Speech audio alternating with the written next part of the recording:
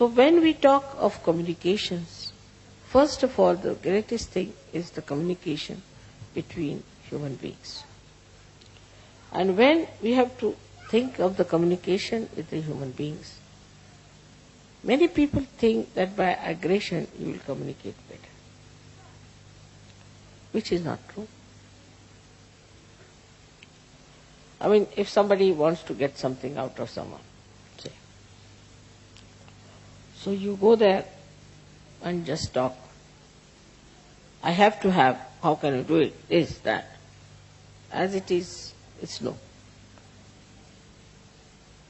But if you are sweet and start talking sweetly, then 99% will definitely dissolve. So to dissolve people with sweetness, how to do it, that trick one has to learn.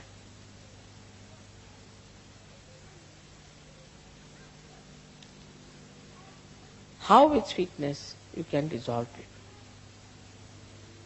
This is one of his special qualities, that you talk to someone in such a manner, genuinely, in a very sweet manner, and the problem between you and that person will be dissolved. Absolutely. Now there are many tricks. How to talk to someone is one of the biggest things one has to learn. First of all, you must always show that you are less intelligent than another person.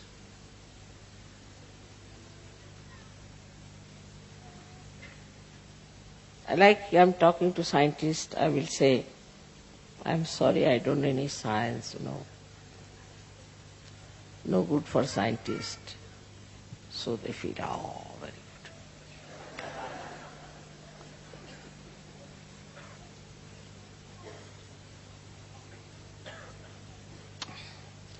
If you have to talk to some musician, you must say, I don't know any music. No, I've learned a little bit, but not much. Musician feels very happy. You may call it a pampering of the ego. You may call it. But there's no harm in saying that I am nothing compared to you. So the first trick is complete humility when you talk to another person.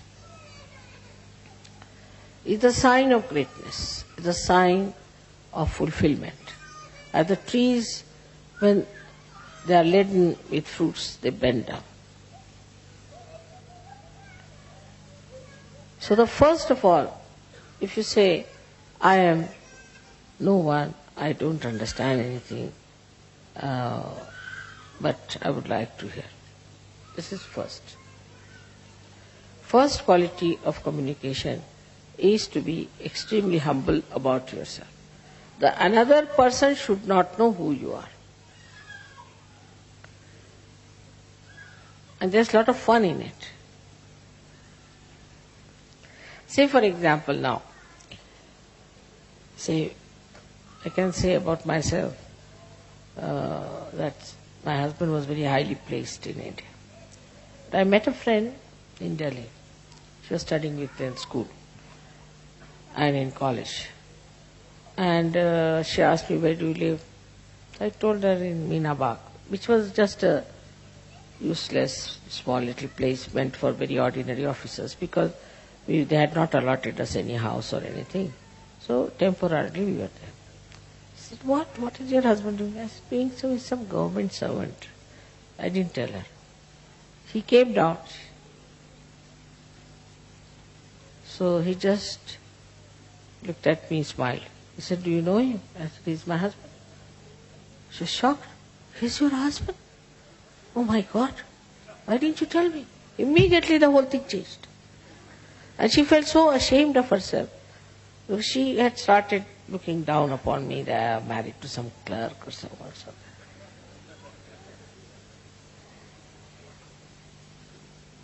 So The best thing is to play down. Play down everything. Now, I know of certain Sahaja, they say, oh, mother has given me such powers, I can do this, I can do that. This boastfulness is of no use.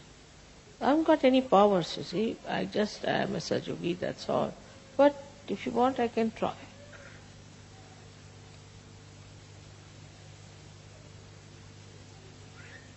So, is to play down as much as you can. Practice this at home. First practice and then don't do it. So that is one of the greatest qualities of communication with others. Second thing, I think in the whole of Gita, if you read it, this one very important thing is krodhat pijayati samoha.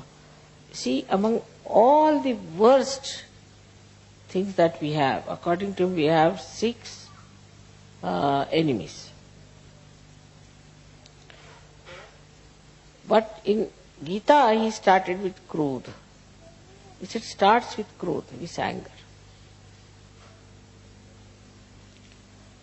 If you have anger within you, then you are not a master at all. There's no need for a master to get angry, because he can play about. He can make you dance like this. What is the need to lose your temper?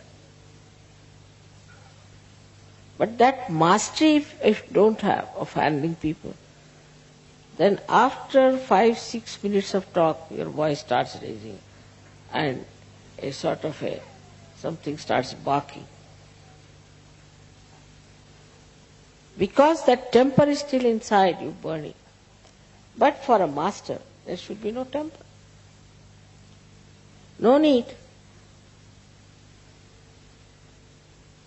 He has started with krodha, that with the krodha all problems stopped. From one to another, to another, to another. So we should watch out if we are angry people. Anger comes from Vishuddhi. Starts from liver, Vishnu, but expressed through Vishuddhi. Face becomes red, eyes become red. From the mouth, you start saying all kinds of horrible things, and the whole expression becomes so different when you are angry. So this anger is to be seen. Where is it? Within us, where is it, this anger? Liver? All right, I'll put it right. So to master it, you have to face yourself clearly. Many people have seen, people say, Mother, this lady is such a hot-tempered woman, she's so dominating. She does this, she does that. But if you tell her, no, I don't do that way. No, I'm very good. But how others are saying that? I don't know, but I'm very good. Finished. If somebody is saying that, then you watch yourself. Do you get into tempers or not? Are you losing your temper? It's very easy to make it out. Then face. So the trick of the trade is to face yourself and see for yourself how much you are lacking. So first is humility, which should be genuine. And secondly is equanimity. No temper. There is no need to take to temper. At the most you can say, hey, what are you doing? Why are you doing that way? Now if you do something, maybe something I might say which I do not like, so I don't want to say like that. At the most, up to that point is all right, that you should say that I dislike. But not to go further with it. If you just stop at a point, then this habit of getting into temper will go away. This arrogance will go away. Which has to go. This arrogance has to go, this temper has to go, and then you will be surprised, you will feel very much relieved. Because this anger, once it comes in, reacts and catches your left Vishuddhi, and you become guilty. You feel very bad. Why I said so? I should not have said this. So Vishuddhi is finished. Left Vishuddhi means it's a headache. It goes on accumulating like a storehouse there, all your anger, temper, whatever you have. And this left Vishuddhi catches. And you know the problems of left Vishuddhi. So if you get angry with someone, don't feel guilty. But go before the mirror and slap yourself nicely twice. Now you get angry with yourself. Let me get angry. Then stand before the mirror. Shoot, shoot, shoot, like that. In the same manner as you get angry, try to act. So you never feel guilty. Or maybe more angry would be better. So you empty out your left Vishuddhi. Next time you won't do it. But feeling guilty means you'll again repeat the same thing. So this temper is expressed by men differently and women by differently. And I'm very much worried about the women sometimes because they take to water power. Then I'm lost. But those who have ego too much cry much more. That's the sign. I've seen. If you say anything to them, immediately they'll start crying. Because already the left Vishuddhi is there full, like a full balloon. When you touch them, it becomes water. But men, their temper is different style, as you know very well. That when they get angry, they might fight with each other, box everyone, and then settle down nicely and have something to drink. Let us have it out, you see, they'll say. Take out. But women don't. They keep it there. And once they keep it, then it becomes tears. It starts coming down. So these are just tears out of joy, happiness, that's different. Or out of feelings for others. But it's not that. But it's tears just to impress another person that you are very sad or something.